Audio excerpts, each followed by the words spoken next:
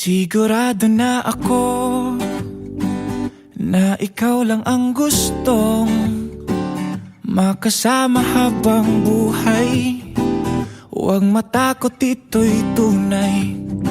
Sana'y maibigan mo itong kantang nasulat ko.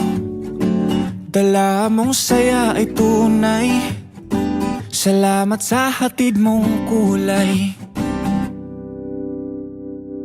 Oh, mahal kita.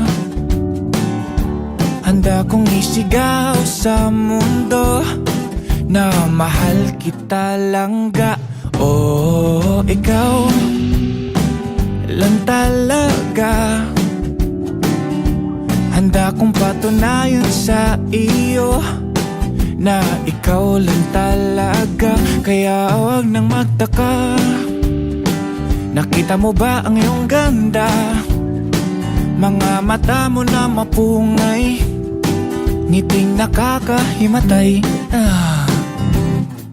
Oh, handa kong ibigay sa'yo ang balat ng manok. Sa'yo na ang lahat ng unan pag ako ay tulog. Walang maalat na pagkain pag ikaw ang tinoyo. Tama nga lahat, promise. Ikaw lang talaga.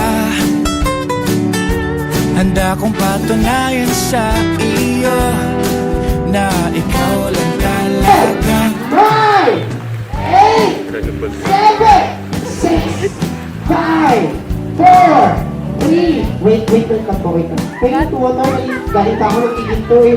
Pwede water po, please. 1. Sa akin nakatingin, parang lumilipad na lang sa hangin. Di na mapakali, ikaw lang naman ang ninanais. Di ba nalilito ang puso mo kung saan napapunta? Sa akin ba sinta? Huwag mo 8 years na pagsasama sa hirap at ginhawa, sa lungkot at saya. Pasensya at salamat. Isasayaw kita na para pag ito ng panghuli. Palagi kitang mamahalin, aalagaan, respetuhin, iingatan, susuportahan. Kaya sa araw na ito, lalo pa kitang mamahalin, ng buong puso, ng buong buwan. Ito ang di mo na nagpanibagong pagbuto. Sa buhay natin bilang mag-asawa. At pagkasama tayo tutuparin ng mga pangarap natin. I love you, Lee. Di ba bahalata na iba ang ihip ng hangin dito? Kung pwede lang sabihin At hindi ngayong at legal na siya tayo, ang hindi lang sa batas, kundi sa Diyos ating Ama. Legal natin pagkasamaan ng bawat araw at gabi.